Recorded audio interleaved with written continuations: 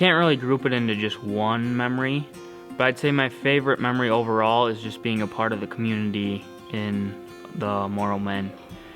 And so like whether it be fishing with Zach, catching huge trout, or any other outdoor adventures that we did, like this semester we decapitated a pigeon,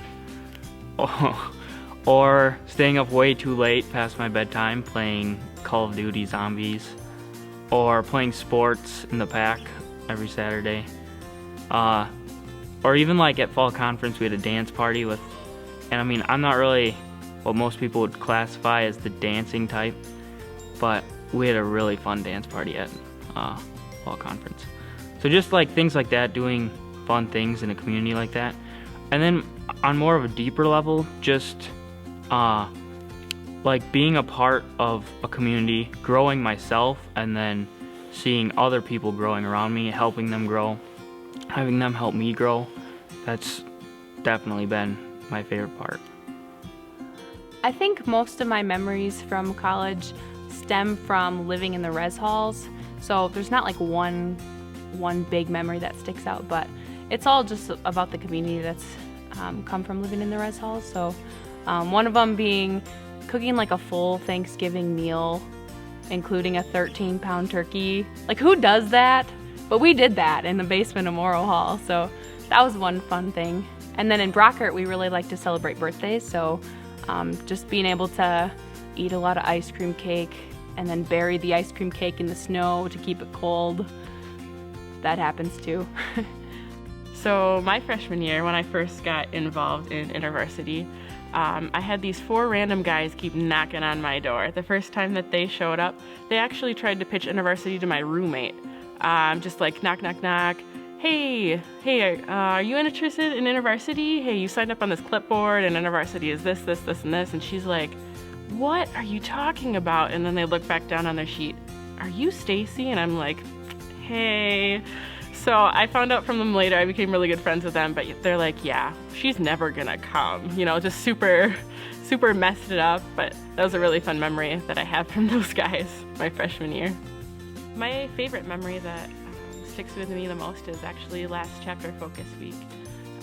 Porter had been going through a really rough time. We had a witnessing community in Porter last year, and the decision had been made to no longer have a witnessing community there. So there's just like a lot of brokenness, a lot of hurt, a lot of hard feelings. But at Chapter Focus Week, God just really showed up, and He was a great healer, He was a great restorer, and that just memory stays with me the most as something that I'll always look back on and see that God shows up. Oh, okay. Well, besides wearing a dress on multiple occasions, my favorite memory was when most of Melcher, even people that weren't in our WITCOM, just people in Melcher, decided to change their profile picture to a strange picture of my face, and then also post that picture on my wall saying, what up, what up? People don't usually get me, and they got me. Going to MUP and Urbana, I think learning like global diversity and stuff, and then also like growing more into a leader, I think has been something that will leave an impact on my life. And then I would just say friendships and just like all the things that you have the opportunity to do while living in community. Late night Walmart trips, random, just spontaneous Walmart trips, playing poker at After Quest, you know who you are. The conferences and CFW, I get a lot of those. Just growing with close friends who I've come to. I started as strangers and became good friends with them, and a lot of coffee and a lot of Jesus. So 2 of my favorite things. I think my favorite memory is probably the community. I mean, I've bounced around. I've been kind of a free ranger throughout my career here. Started at Brockert, went to Pickard, back to Brockert, now to Dobson, and I think it's just been amazing in the fact that I've been able to like be a part of that community and how like loving that community is and how we all come together, and I think it's amazing. I don't know how it happens every year, but when people leave and people come in, and Jesus is so good. You know, I never got a chance to be in the band. Never got the chance. I'm just so happy they let me hold the cowbell. One that immediately comes to mind was fall conference. it was worship that night, and it was just kind of incredible seeing so many people there worshiping, and it just kind of hit me when we all put our hands up to pray for the new believers and people who are giving something up to God. I just felt him there, and that was really incredible. So that's one of the things that really stuck out to me the most. I remember back to after my freshman year, I was a part of InterVarsity Leadership Institute, and I remember wrestling through a lot of really tough concepts and ideas during the day, and then at night or in the afternoon when we had free time, I loved going out on a sailboat and spending as much of the afternoon as I could out on a sailboat, just enjoying nature and processing through a lot of the stuff that they presented and doing a little bit of wrestling with God. So that would be probably my number one favorite experience. Lots of interaction with God. God really met me there. My second favorite experience was going to Urbana with the Platteville IV community and being a part of 10,000, 20,000 people worshiping Jesus at the same time. There was every night, and then the final night, we practiced different songs in different languages, and being able to worship God in lots of different languages just gave me a little piece of what I think it might be like to worship him in heaven. And it was really cool to experience a little piece of heaven on earth like that.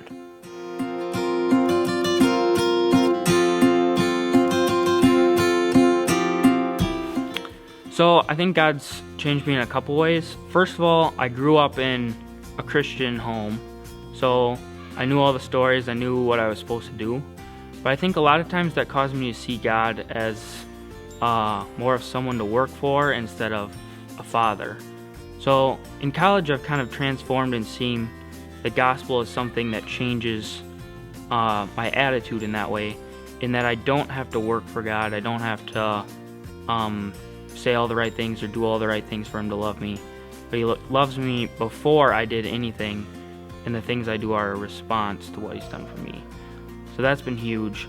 And the other thing I think is I've shifted my view on evangelism.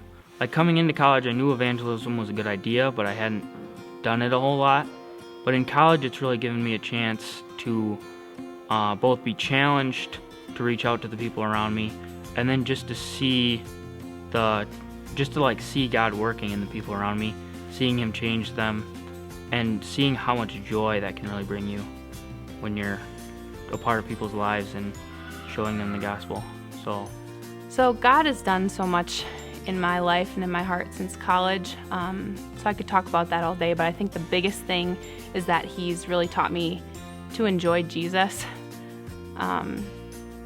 One way that's prevalent in my life is that I've always struggled with feeling like I'm not enough. So I always think that I'm not enough for the people around me, and God doesn't view me as enough.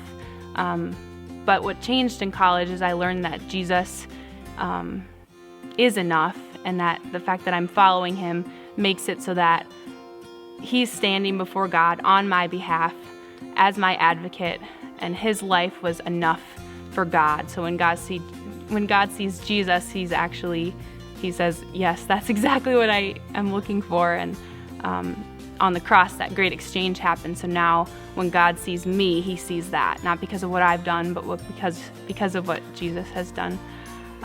So that's just a treasure to me. That's changed in college because it just gives me hope, and that's like an anchor for my heart. So yeah, God's love is fixed on me, and that's just a joy. So God kind of did the ultimate transformation for me in college. I actually decided to follow him the end of my freshman year. But I mean, even beyond that point, he's just worked in my heart to understand my own sinfulness, to recognize that I'm not perfect, and that was really hard for me to grasp, to understand. And even just the way that I interact with people, I see them as people, not projects. I love them for who they are, despite how hard that is. But yeah, God's just been doing amazing things and teaching me what love really is. I guess for the most part, coming to college has been learning how to depend on God and how to trust Him, especially with financial stuff and even big life stuff like what am I going to be doing in 5 years. Like, it doesn't really matter right now to me. I know that He's got a plan for me, and it's just taken me all of college pretty much to realize that He's got it all under control. I'd say that God has been definitely transforming me more into like being a bold witness for Him. I don't know, coming in, like, I had an idea of like who Jesus was and like what He wanted for my life, but I like was like half living that and half living like a different lifestyle of like wanting my own things and just living for that. And then just like knowing that like Jesus is the most important thing that you will ever have in your entire life definitely like hit me really hard, and I just became so on fire. And I just wanted other people to see that and for them to know Him and for them to be changed by Him. And so, like, I don't know, I think God has transformed me, but He's also transformed my building and been able to open up a lot of doors in Pickard for the women there. God has really transformed my life in so many ways. Really since freshman year, since I became a Christian, He's opened my heart to be more vulnerable and to others, and just open up to them, and have more to have more patience with myself and others. And really, and the biggest thing was like trusting God that in situations that I know I couldn't handle, that just really let Him guide the way on it, and just things out of my reach that I just knew I had to let Him kind of take control of, that I knew I couldn't control in my life. And those things have really put it in my heart to, that He's changed me in ways that I could never change without coming here probably to Platteville and getting to know all you wonderful people, and really just building those relationships with you and restoring my relationship with Jesus. So the biggest transformation is probably becoming a Christian. I don't know how there can be a bigger transformation than that, going from not knowing Jesus to knowing Jesus. And like the way that He's just shown me that He is the one that satisfies, and like He's taken me out of addictions with my addiction, or with putting my identity in another person and a girl, and putting my identity in drinking. Like, that's totally changed my life, and it's changed the way that I see Jesus and that I see the people around me, and being able to connect with them and know that we've gone through the same things, and it's the way you come out of it, not the way that you go into it. It's the way you come out of it, putting your identity in Jesus and knowing that the gospel is the truth, and the gospel is the way, that the light. I think that when I first came to college, I had a real narrow view in regards to God and faith. I felt like I could tell myself to believe in God, and then I would, and that kind of a thing. And I would just get really down on myself sometimes because I felt like I wasn't close enough, as close as I should have been, and I was working too hard in this relationship. And it wasn't actually until like this last year even where I kind of realized that it is a relationship with a living God. I mean, I don't need to put on a fake face or force myself to believe in something, but that He spoke to me, spoke to my heart, and really changed me. And it was especially through fall conference. I mean, that was my first time I've ever done anything like that. And it was just really mind-opening, and I feel like God talked to me there. And one of the big things for me was like realizing that God actively loves us and pursues us. So mind blown. But it was just, so I think I've come from being kind of a sad, quiet freshman person into a young woman who has really found a connection with God. And Well, since I've come to college, I have realized how much of my faith was based on what I do and what grades I get, how I treat people, how people feel about me. And one of the biggest things that God's been teaching me since I've come to college is how through Jesus I have value just because He loves me. that despite what I do and how much I've fallen and how much I'm broken, I can't do anything to cause him to love me any less, and I can't do anything to cause him to love me any more.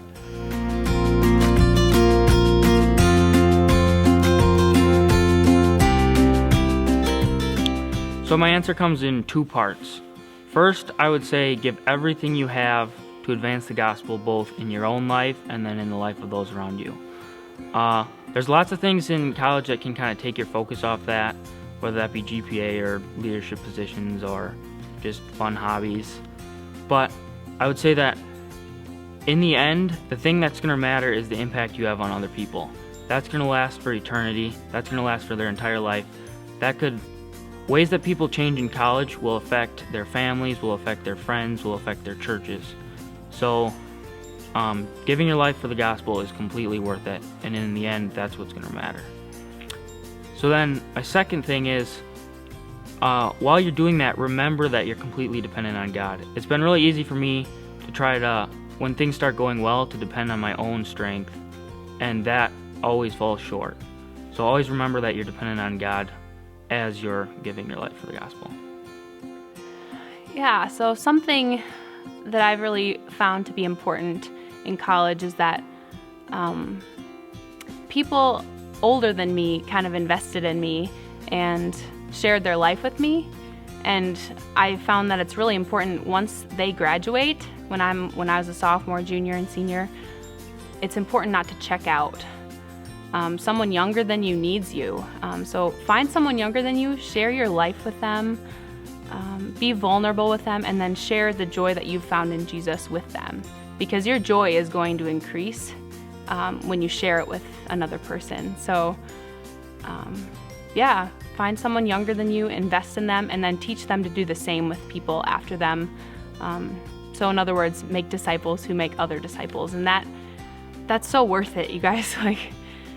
Looking back at, it's a lot of hard work and sometimes it doesn't feel like a joy, but oh man, seeing people's lives change, it's great. It's worth it in the end. So the one thing that I really took away from my years in college is to never forget God. And that's really easy to say, but really hard to do. The thing, you can get so consumed with schoolwork, with even doing intervarsity activities and going to meetings and going to Quest and going to Bible study. But if you miss God, if you miss your relationship with Him, you've missed the whole point. So continue your relationship with God. As frustrated as it may seem, as little time as you may seem, there's always time to make for the thing that's most important to you. So make time for Him. I guess the biggest thing would be that Ivy is not a substitute for church. You need to find a local church and you need to try and get involved in that church in any way that you can. Just going to church is not enough. It creates this background of believers and a support group pretty much. I mean, they're your parents away from your parents and good spiritual influences on your life, and they know a lot more than you do because you're 18 to 24 years old and they're at least double that, so get on it. And also grow a beard, unless you're J-Con, because you can't. I would say the most important thing that people need to know is that Jesus loves them so deeply and passionately, and when we start to love people out of that deep, passionate love that He had for us, it causes people to question our actions. It causes people to look at us and be like, wow, they are so loving, they're so compassionate, no person is like that by their own. I think then it opens doors for people to be like, hey, why are you like this? And then you can be like, oh, cause Jesus, duh, people for real. So I think that is definitely one of the biggest things that I've had experiences with and been able to take away. And I think also just loving people to the point that they don't know what to do because of your love stirs in them a lot. And yeah, just helping those below you to grow and develop by your own experiences and also by your knowledge and your heart for them. One piece of advice for my fellow InterVarsityans, and that's to take a risk. I wouldn't have been at where I am today, where my heart wouldn't be where it is today without taking a risk in coming to InterVarsity and coming to Platteville and trusting others, just to coming to small group and large group and the conferences that I've been to. I took a risk on all those, and I even took a risk on reaching out to others and to follow Jesus. And for me, luckily, it has turned out, and they've come. I've been able to meet with friends and been able to teach them and grow with them, and in ways that I never knew could. And I mean, Jesus took a risk for all of us, and it's time to take a risk for him, and in many ways, and just to reach out and take that risk. I think the one thing that I've learned most in college, and the one thing that is the most important, is probably that these are real people's hearts. That when we bring people in InterVarsity and people are just like checking out who Jesus is through InterVarsity, these are real people, and like everyone needs to know Jesus. It's not about making InterVarsity the biggest thing ever. It's about making Jesus the biggest thing ever. And Jesus has impacted your life, so why can't he impact other people's lives? And we get the privilege to be a part of it. So I think you need to make disciples. That it's that simple. It doesn't matter if you became a Christian yesterday or if you've been a Christian for 23 years. Making disciples is the most important thing, because Jesus is greater than all. So I guess my words of wisdom involve like where are you finding value in things? Like, are you finding your value in the world and the things of this world, or are you finding value in like relationships with other people that can last to eternity? Like things of this world are gonna fade away. They're not gonna last forever. Like that shiny new car, or I don't know, my test grade, like that's not gonna matter in like the big scale, like eternity. Like what's gonna matter in your time in college especially is like the relationships you get with people. Like you have so much time that you're with people, like living on a wing with like 30 other people. Like you have so much time together to build a relationship, and like that's what's gonna last into eternity, is the relationship you have with that person and like the time you invest in them. Don't wait to pursue God. I think that was something that I struggled with, because I was really busy. I was taking so many credits, a full load and all these things, and I was college, and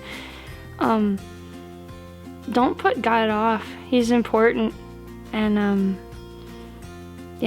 don't wait to pursue him. And don't feel like you have to do it alone either. I think working with a community of people in your WITCOM and then InterVarsity, all those people, they're so great and supportive. So, yeah. Something that I learned personally is to not be a yes man, to allow your answer to be really clear to people. If you want to do something, then agree to it, say yes, and then give it all you have. But if you're not interested in something, don't agree to it and then do it half-heartedly. Just go ahead and say no. Being able to commit to the things that you really care about means so much in the end, because you really invest in the things that matter to you.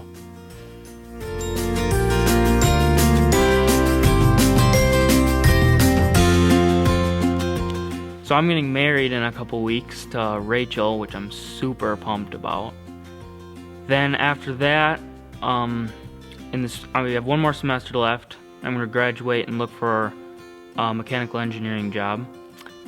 As for how you could pray for me, I've been thinking about what it's going to look like to transition from college to a church. So you could just pray that God gives me wisdom to know how to be a part of a church, how to use the things I've learned in college to glorify him, and how I can glorify him in I guess what you would say a regular church life. So after graduation in a couple weeks, I'm getting married to this guy. And just a few ways you guys can be praying for us. Just pray that we would find our worth and identity in Christ and not in each other. And just pray that our marriage would get off to a good start. So I am graduating in December with a degree in history, which I'm actually not going to use. I'm planning on going on staff with InterVarsity here at Platteville, so you're stuck with me for a little while longer, sorry. And I'm actually marrying Jake in August, who is also planning on going on staff.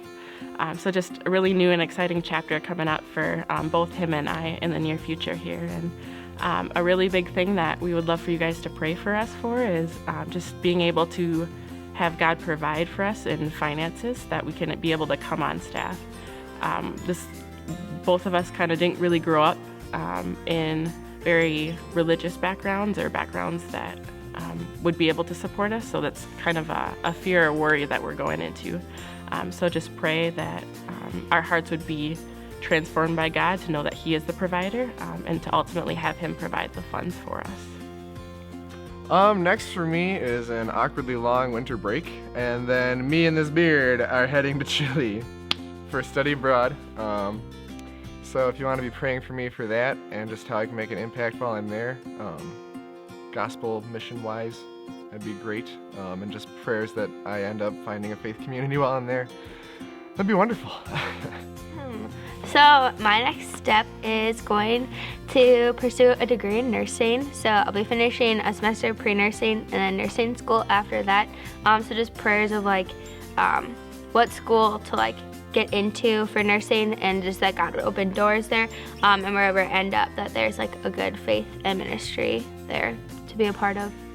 I'm going to be going to student teaching next spring, and one way you can really pray for me is just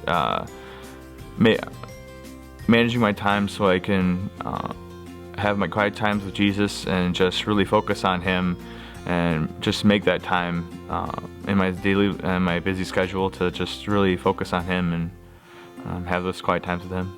Well, I'm actually going to be student teaching next semester somewhere in the Milwaukee area.